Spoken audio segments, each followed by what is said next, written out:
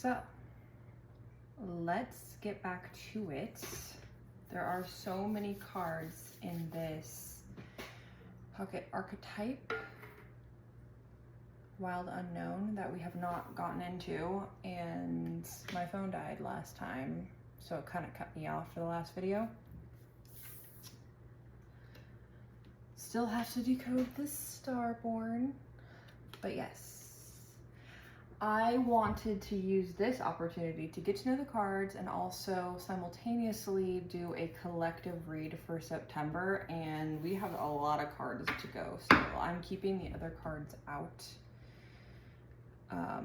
for now, but I just want to do a collective read. I'm gonna keep Starborn on top because I feel like this is our energy in this moment, which is the Starborn, the divine child, the star child, the destined. The idea of destiny is controversial, yet the Starborn naturally feels a sense of destination and purpose, aiming itself toward a future that is beyond mundane. Ironically, we're in Virgo season, kind of handling all the mundane tasks. And personally, I am taking care of 5 animals right now, and it's a lot of work that goes into that if you actually do care, and I feel like everyone should care. Virgos definitely care. So let's do the first week of September. We have the Mirror. September 1st, September 2nd. Let's do September 2nd. The Cave.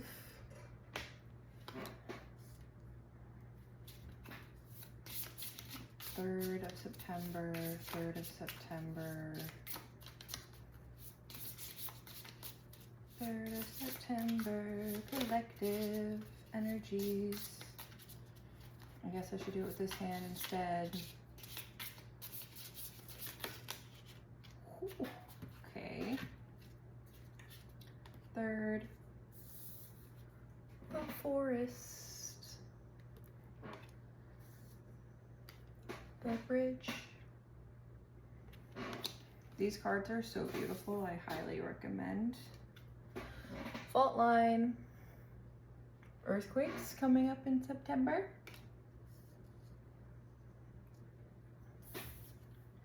And the Kiss for September 6th. And let's do the 7th, which is Eros. Okay. Now let's do the second week of September. Got 2, so we'll just do the Judge,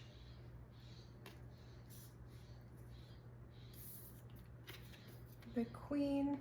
Ooh, look how pretty that one is. I mean, I think they're all beautiful, but let's do 3rd day of the 2nd week. Okay, here we go. The King.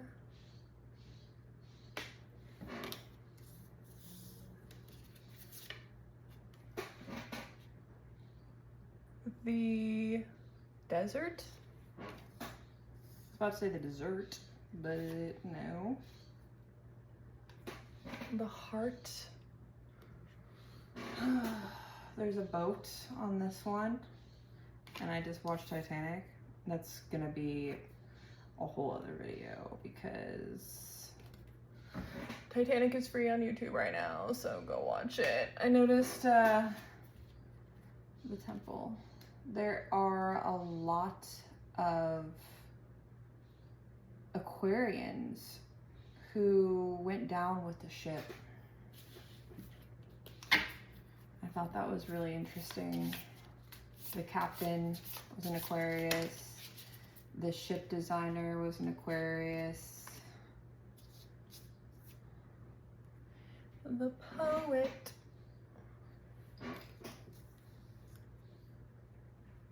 And the dead end. I looked at that one last time briefly, but the vision. Love this one.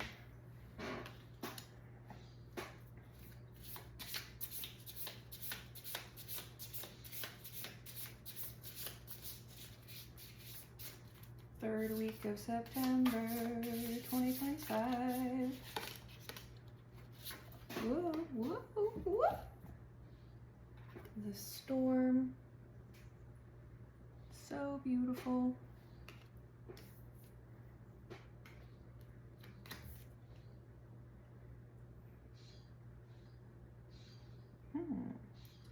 I didn't even know this was one. I have no idea. I'm not versed on the Roman numerals, okay? Excuse me, it may take a second. I'm gonna try and get through these pretty quick because this is basically mostly supposed to be a deep dive into these cards, simultaneously a collective read for September. So we'll see. Aletheia.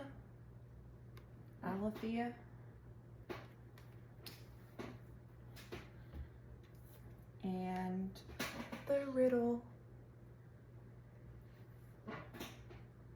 Kind of looks like snake, but I don't know.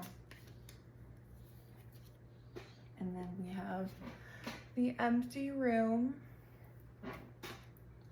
and the shaman. I think at the end, we'll do another read for the ending of September, but this will be like the first 3 weeks because this is a lot of cards to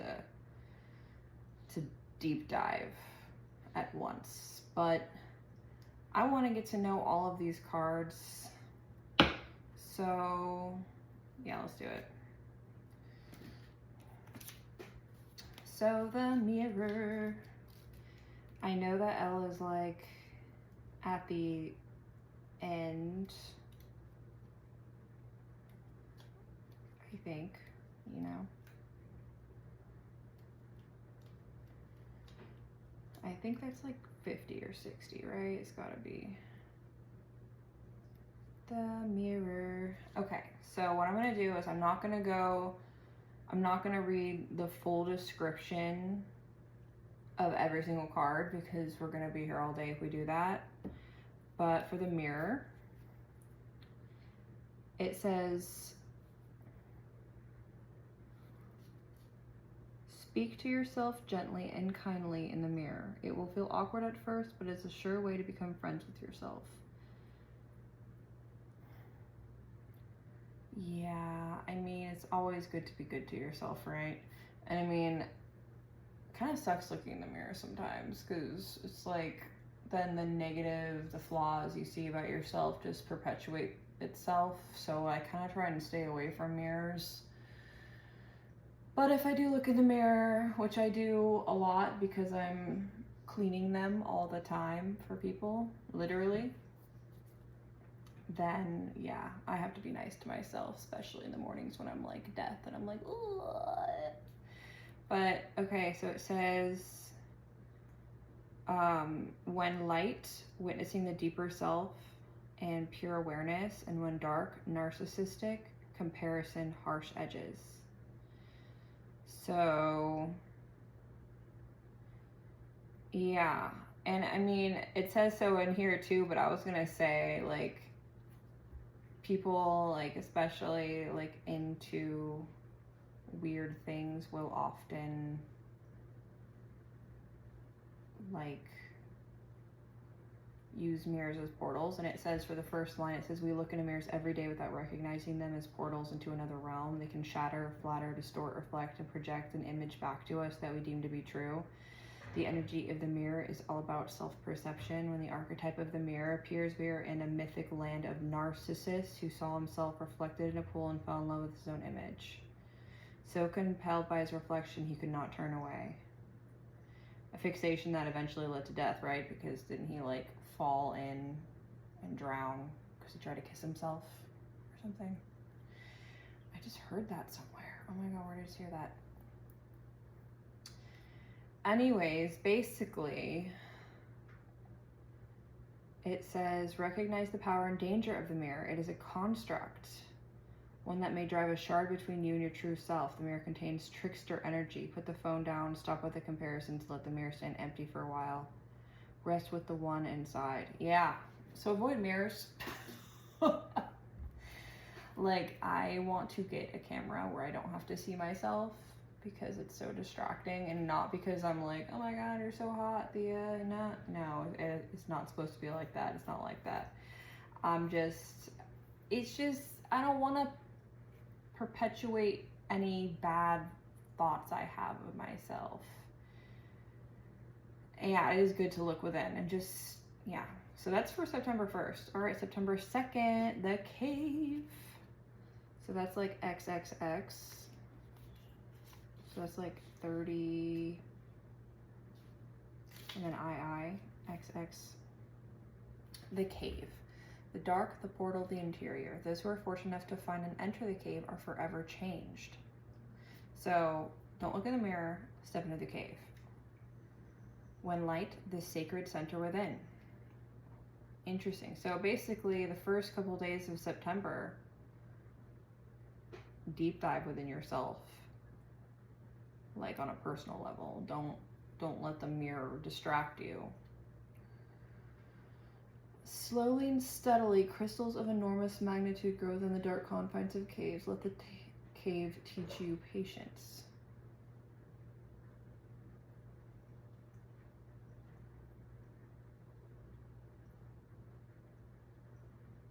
I thought someone was coming.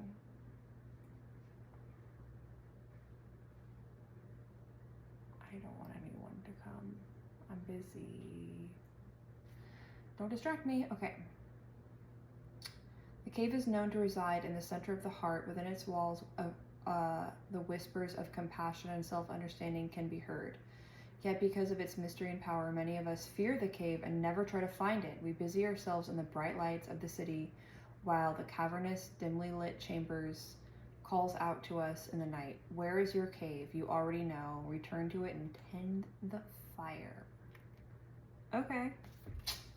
I hear you. All right. So, yeah.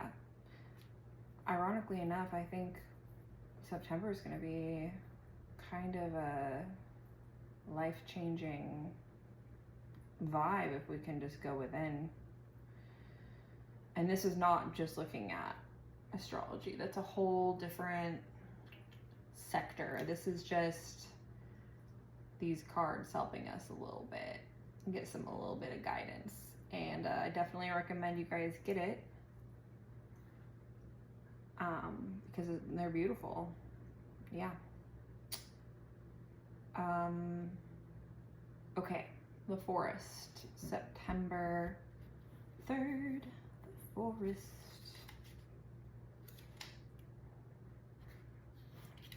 XXVI. Okay. Consider for a moment your earliest memory of the forest. I remember I lived in Boulder Creek, and if you know anything about Boulder Creek, and you know, Santa Cruz mountains, I guess, it's redwoods and it's pure magic. I mean, my imagination was off the chains, off the charts. Okay.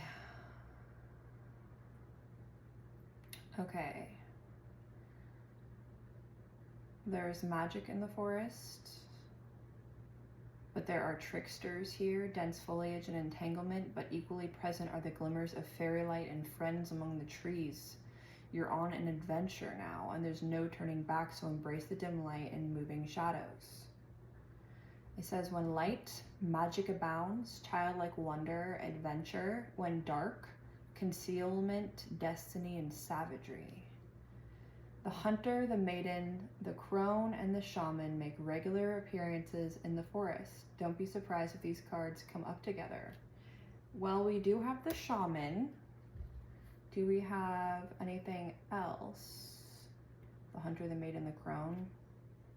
Hunter, the maiden,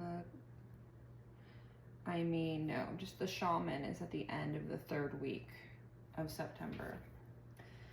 I'm so excited to actually know what these cards mean so that I don't have to read out of this book. But you know what? Step by step. And we're learning together. So I'm not mad at that. All right, next we have the bridge. The bridge. The connection, the link, the gate. Bridges are built to connect 2 worlds. They create flow, allowing us to travel between realms, ideologies, personalities. This archetype is a gesture of acceptance, of saying yes, rather than withdrawing, separating, and saying no. When we cross a bridge to an unknown land, we are led magically into a new reality. We open up to others, to otherness. Healing and communication are made possible. We enter a state of curiosity, wondering, and learning. The shaman, for example, creates the bridge between the everyday world and the sacred. This card asks us to study the connections between seemingly disconnected parts of our lives, relationships, ideologies, and histories. Remember that a bridge can't be forced, it must be made with love, or its structure will not withstand the inevitable weather of life. So when light, acceptance, magic, communication. When dark, lacking boundaries and forcing connection. Oof. Okay. Imagine building a bridge, then imagine building a wall. Which energy is needed for the situation at hand? Which image softens and heals the heart? So I'm guessing that the 4th of September might be time to create a bridge instead of a wall. And I'm listening to this just for myself because sometimes I just create a wall around me if I don't feel like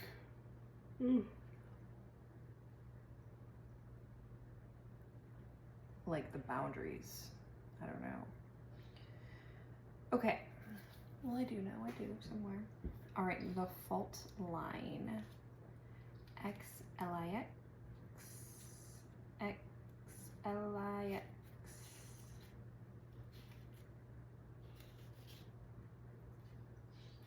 The fault line. I know I got this deck like a while ago and I did pull this card once before, but I still just think of earthquakes because the fault line is like, you know, California. I mean, there's fault lines everywhere, but I live in California, so it's like kind of inevitable to think of the fault line. Okay, when light, redefining reality, breaking open. When dark, precariousness, pretending, and delusion. It is possible that something a loved one said caused a crack in your relationship that has never been mended. Revisit it. The time to heal is high. So basically, someone said something and cracked you open. Oof. Imagine walking across a frozen lake that begins to crack before your eyes. No matter how optimistic and brave you might be, panic ensues. You become fearful and tense and long for stable ground. Such is the energy of the fault line. It's the energy of walking on eggshells, of precarious dynamics, of sensing what is ready to break open into chaos. It's likely this cracking open is overdue as fault lines develop slowly and naturally from underlying elemental pressures. This card comes as a potent warning not to deny the shakiness that's afoot. It's much better to prepare yourself for change than to walk along the fault line, pretending all is well. There is no easy fix for the situation at hand. It will require foundational shift that alters the current dynamics from the ground up. Okay, so the 5th of September is like the fault line. So I see like the first couple days of September, we need to go within and be nice to ourselves and do soul searching. And then the 3rd day is more about like creativity, but also I also feel like the forest and the bridge are kind of like boundaries, because you never know what you're going to get in the forest. Yes, it's beautiful, but there's like trickster energy in there sometimes. So you, and the bridge is basically saying like have boundaries. So I feel like this week is going to be about healing a connection, or it's healing something within yourself that was caused by something with a connection. And yeah, that doesn't surprise me. And then so the 6th of September is the kiss. The kiss, which I mean should be a little self-explanatory in my mind, because you know, kiss.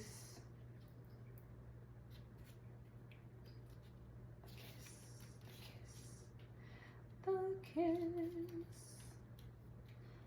The kiss. The kiss. The kiss. What is it, LX? Come on, man. Come on. All right. The touch, the chemistry, the sex. Before first kiss, the air is electrified. Each breath is alive with possibility and magic. What will their lips be like? Their tongue? Do they want me in return? The archetypal energy of the kiss is a heightened sensation of merging with other, of letting in what was moments ago separate to become one. It is risky but beautiful business. These moments forever change us as we move past the solitary self toward union and acceptance. This card suggests true intimacy is around the corner, which requires bravery and surrender. When the kiss takes non-human form, it may be experienced as touching the sacred, hearing a whisper, or being graced by a divine being. You will recognize the presence of the kiss by cold chills and an awakening of the heart. Oh, I love it so much. The kiss. When light, sensual expressiveness, merging and inviting. When dark, neediness, pressure, dominance, and disrespect. And it said for the Go Deeper, there's always the Go Deeper, right? But it says for the Go Deeper, Andy Warhol's 1963 film, Kiss. Write down the story of your first kiss. What was changed in that moment? Food for thought for September 6th. And then we have Eros, which is LXXI. LXXI.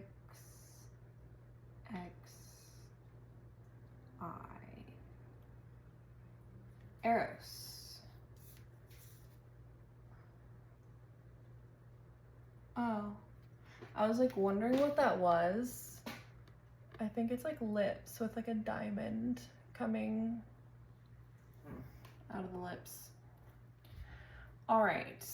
When light, passion, playfulness, sexual health. When dark, madness, projection, and obsession. Plato reminds us that Eros can be experienced as platonic love.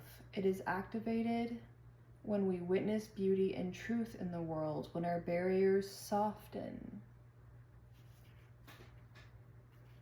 So, love is a desire, eroticism, and sensuality. Funny, we go from the kiss to Eros on the 5th and 6th. Or sorry, the 6th and 7th of September. Eros. Though Eros can be depicted as unbridled sexuality and eroticism, a more contemplative understanding of this archetypal energy leads us to the root of desire itself. What do we long for? Why are we awakened by love? What makes us hesitate in the face of intimacy? Eros reconnects us with the primal longing to merge with another human being. Nature, music, art, plants, food, or anything we perceive we are separate from. Eros allows us to momentarily unite. Our heart embraces otherness, and in doing so we further understand our own. Our life force awakens. This card reveals the inevitable initiation into love's labyrinth. You may find yourself swirling in new territory of desire and sensuality. Explore the labyrinth with a curious and honest heart. Remember, the way is circuitous. You're always being led towards its center. Okay, so inner work, mending bridges, healing, and having like respectful talks, and then passion and love, even with just the divine. So, I mean, I do love a good love reading. We will do some love readings, you know, for sure. This one definitely makes me think of love. All right, so the 8th of September is the Judge. XIV.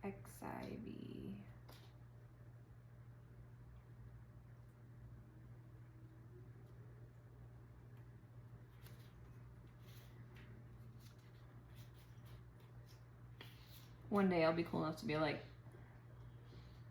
14. I think that is 14. I could be wrong though, so don't mind me. Okay, the Judge. Discernment, advocacy, right, action, and compassion. One dark, critical, punishing, unforgiving, and wall building. So, 8th of September. The Judge, the critic, the diplomat, the advocate. The Judge has an incredibly important job. They work every waking hour of every day, helping us discern what is safe, true, and just. When this archetype remains unconscious or captivated by fear, wise discernment turns into painful judgment of self and other. Ironically, the Judge's energy can be the seed of racism, bigotry, and fear-mongering. This is the Judge out of balance, building walls, separating from other. It's funny because like the last part of the beginning of September, it's like love and otherness, and then it's like a harsh, like just this and that, us and them mentality. I don't like the us and them mentality. Hi, Jackie boy. Are you a good boy, Jack? Are you a good boy? Okay. So,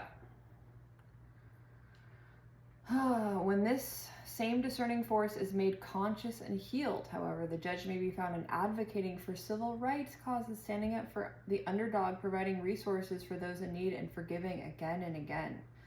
Love is the deciding factor. Awakening this archetype is essential for the complex times we are in. Get your Judge in order. The world needs it. Yeah, you know, I do feel like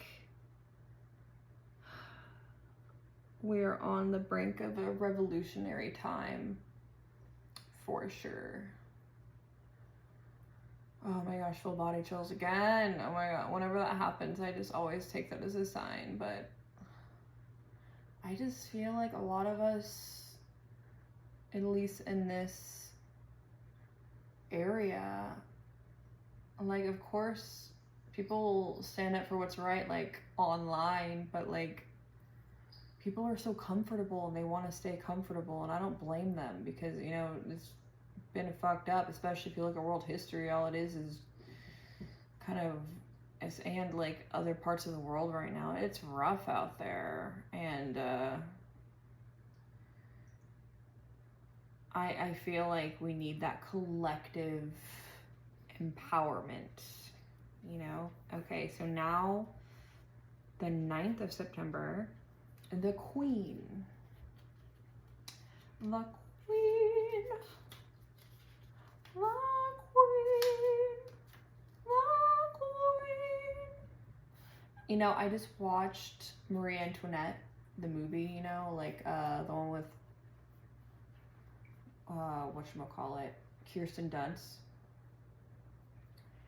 And damn, dude, I mean, I do have compassion for her, you know, and her situation. She's like in a bubble, like not just so secluded from the world. She's like Buddha, who except Buddha went outside, you know, and saw the sickness and the poverty and all the injustice, you know, and but Buddha, you know the story of Buddha, was like living like in a bubble just like her, except she like just, her only duty was have a son, you know. But then like the French Revolution, she like got beheaded. I mean, they don't show it, but we know that's what happens. Her and her husband get beheaded, and she was a Scorpio, by the way. So, but yeah, she was a queen, all right. I mean, she was like the Duchess of Austria, or I don't remember. I'm really bad at the details. But yeah, anyways, the queen, the empress, the mother queen, the sovereign. When light, the embodiment of grace, courage, resolve, and stillness. When dark, vain, wrathful, self-righteous, and demanding. The queen does not accept the hand of a prince, but claims the throne, knowing the king draws near. She is a magnet for the fully embodied masculine and entertains nothing less. Like her counterpart, the king, the queen has a dualistic nature. Either she presides over the realm with grace and eloquence that comes from the heavens to uplift the spirit of others, or she falls into the petty, contemptuous moods, casting a shadow across the land. If the king is the ego, the queen is the expression of that ego in the world. She is the lotus's bloom, the dancer's bow, the moon's radiant reflection. When the queen is seated in her rightful and righteous place, she is patient and forgiving. She waits for the grace of God and goddesses to move through her, striving and grasping for nothing. To be the benevolent leader, to embody the queen, is to settle into deep trust, resolve, and power. The royal queen fears nothing, for divinity itself cradles her heart. Makes me think about it, though.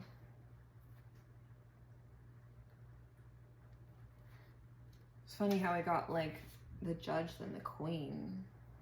So, I mean, the second week of September is going to be something. Oh, my goodness. I'm so sorry. I didn't even realize that I pulled the queen and the king right next to each other. Right next to each other. How did that happen? Okay, that's interesting. Okay, that's fascinating. I didn't even see, I wasn't even reading. Wasn't even reading, apparently. Or absorbing, I should say. Okay, but anyways. So the king, when light, benevolence, divine leadership, service, nobility. When dark, oppression, misuse of power, and corruption. Well, that was making me think, like, I don't, like, Marie Antoinette, like, the story wasn't about her husband, really. Like, yeah, he was there and he was part of it, but it was, like, mostly about her. So, I mean, in her perspective on things, you know, and it's not super accurate or anything, but I do feel like she was in a bubble and she was just doing whatever the king wanted. She got married when she was 14, for Christ's sake. 14. Like, I don't know, I feel like she was a kid in this situation and then she ended up getting murdered, but like, she felt bad for everything when she found out what was going on, but everyone was just like, I don't know, I just feel it, I don't know, I wasn't there, and I could be wrong. I do have compassion though for her to an extent, you know, like obviously she was living in luxury and blah, blah, blah, and that upset people because they were starving. And I get that would be frustrating. I also feel like if that was made clear to her and she had that world knowledge growing up, things would have played out differently. And also, like, just because you're a queen doesn't mean you have control over everything all the time. I mean, you have to do what the royals do, but anyways. Once the king's relationship to divinity is broken or challenged, he often acts from a place of fear, scrambling to uphold his image and power. Recognize the dual nature of the king. He is either seated in benevolence and strength, guiding you toward peace, or he is oppressing the weak out of a need to control. There is not much middle ground. Some think of the king as the ultimate expression of the ego, yet the great kings of mythology and history serve from an egoless place. They take their throne with grace and humility, knowing the divine uses them as a channel to heal deep and long-standing discrepancies in the kingdom. So that's what we got for the 9th and 10th, king and queen. Interesting. I mean, this is obviously like the Empress and the Emperor in regular tarot. So take that as you will. I'm still absorbing all of this, by the way. I'm going to be rewatching this and absorbing all of it again because there's a lot. And I mean, we're already like 35 minutes in. Oh Lord. So next, the 11th of September, 9/11. Oh, chills. Ooh, 9/11. 9/11, dude. God forbid there's a repeat of 9/11. Please, God forbid that. So XXX, full body chills, I don't like it. XXX, VII, so that's like what, 37, I believe.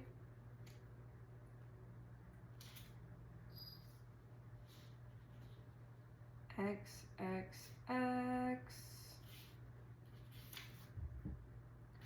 XXXXX, XX.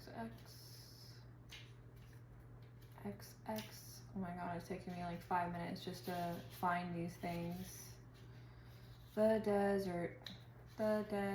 We've got so many of these too. We've got the forest, the bridge, the desert, the fault line. Like, these are all places. And then we have the temple, like, later on, and the empty room, and got a lot of places. XX. What are you doing? Be nice. Be nice to each other.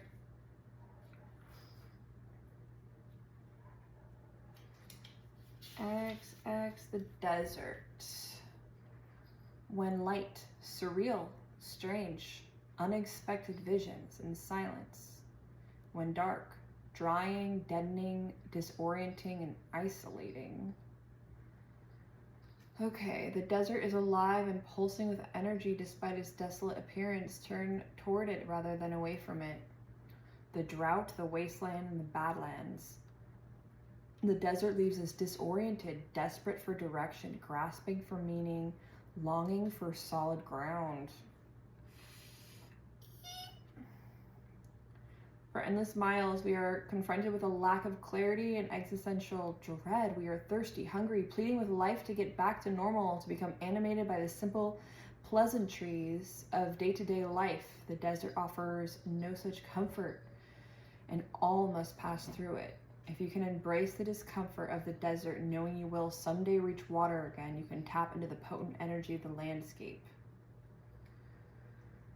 The crows, the shadows, and the coyotes call, surround you. Let the winds and sands work their deep magic, wary traveler. You know, in this card, I'll show you. There's like a hand reaching up to a moon. That, you know, I'm not necessarily concerned that that's on 9/11, but it kind of reminds me of just like when it seems desolate and empty and like there's no fruitfulness, you just gotta go through it. So, and just try and stay positive no matter what. And that is hard to do. And it's not toxic positivity I'm talking about. I'm saying like, let's not freak out. Let's be like, okay, this is the situation. How do we handle it? That is what I'm feeling when I read that. All right, next we have, and this is the one with the boat, which made me think of Titanic. And then it looks like a wreath around it with, yeah, it's the heart. So that's 31.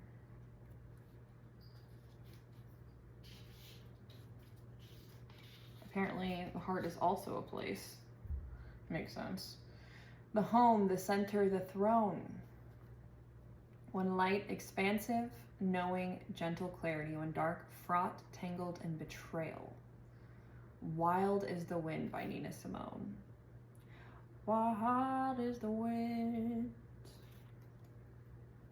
I love that song, by the way. I like Cat Power's cover of it too. It is possible from an imaginal point of view to sense the heart as a place. Either we are there within the realm of expansion and compassion, or we have drifted somewhere else. There is no in-between. It is common for us to leave this archetypal center without realizing it. As the world, with its seductive twists and turns, offers a frequent departure, we may even become a stranger to the landscape of the heart, leaving it vacant for long stretches of time. The seat of the heart is often reclaimed by nature, music, dance, and the presence of children or animals. This card encourages us to move past the layers of life's tangles and knots and enter the wild and sacred center of the self. So we're back to the self by 9/12. Back to the self.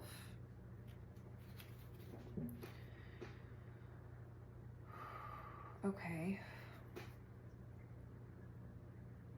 Some say there's a cave at the center of the heart. Others say it's a pool with a flowering white lotus. Imagine yourself there and draw what you see. Okay. The most precious throne in the galaxy is awaiting your turn.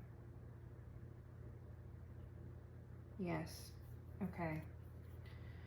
Next, for the 13th is the temple, which is XXXIX. So that's like 39, right? I think I'm getting better at this. I'm still not good with the L's though. But yeah. XXXIX. The temple.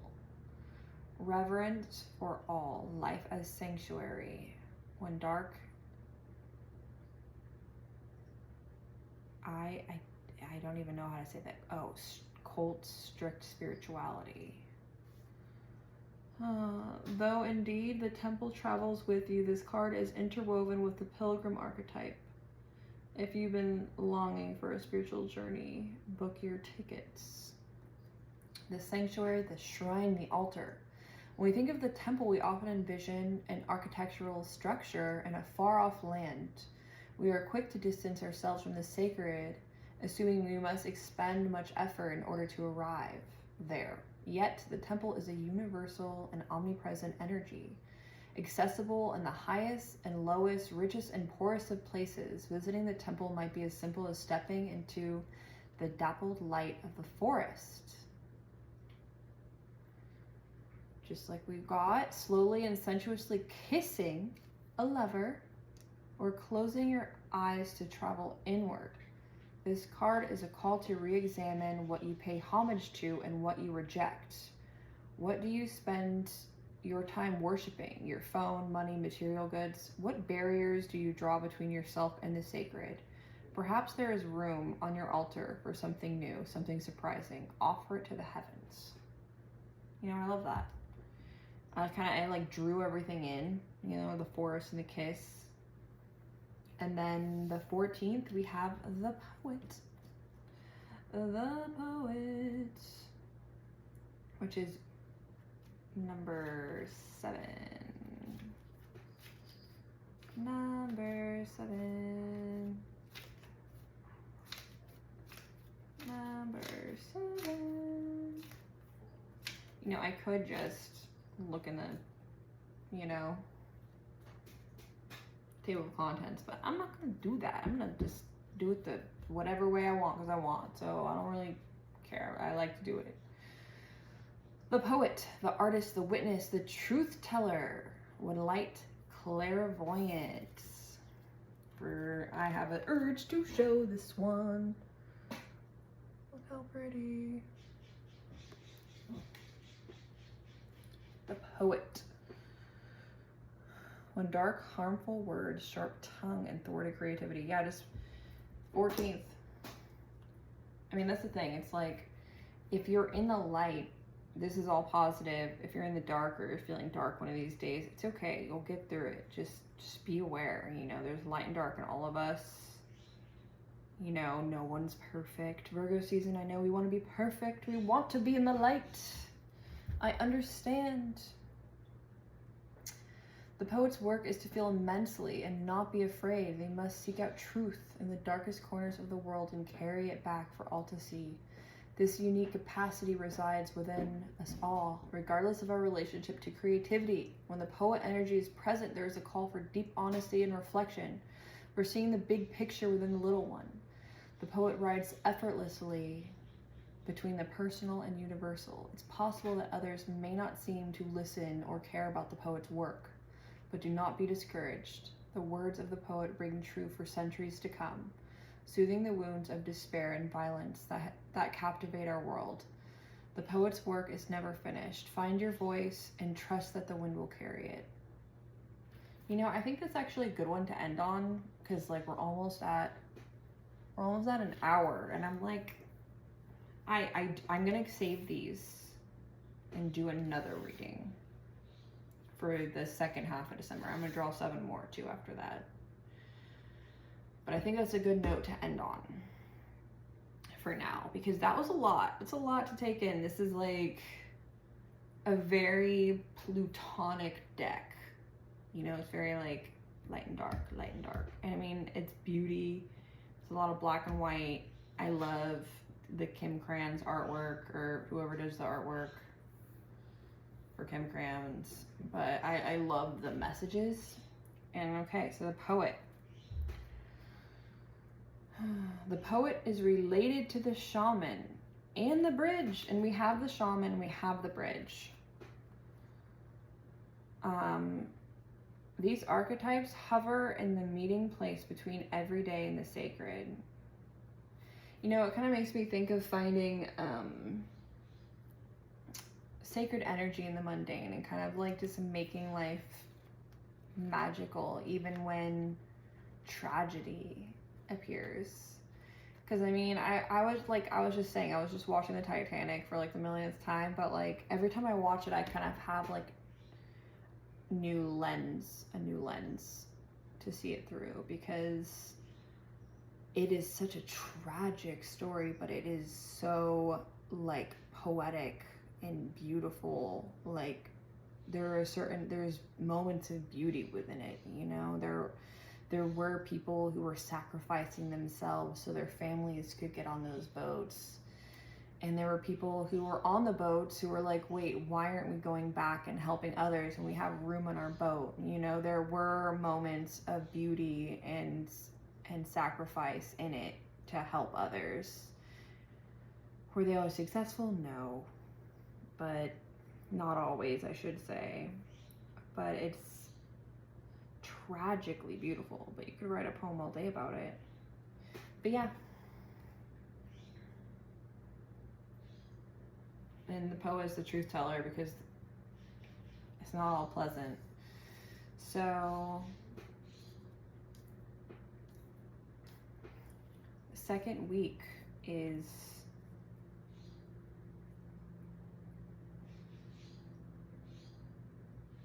we have the king and the queen, the poet and the judge.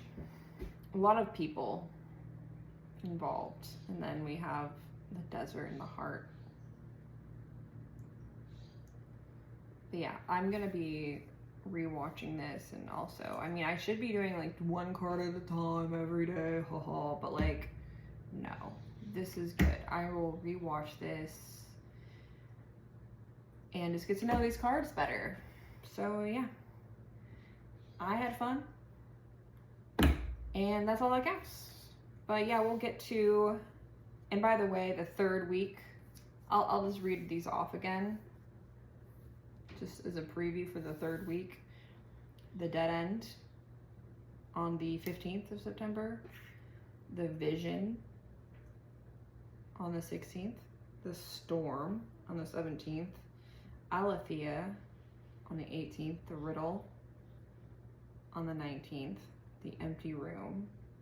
I feel like, I'm not gonna lie, I don't know if you can see on here, but these are kind of very dark. Granted, these two were dark, but there was like clear rainbows in it. A lot of these are just dark. I mean, the Vision, there's like a little bit of rainbow and 2 owls, but the Dead End is kind of like, you know, and the Storm was like, and like the Empty Room was like, The Shaman's just naturally dark because they're like cats, you know, they're like, kind of like, I don't know, the in-between of the two worlds, but yeah. All right, well, it was good hanging out, and I'm gonna drink some water and maybe make some dinner. But it was good chatting. I'll see you later. Bye.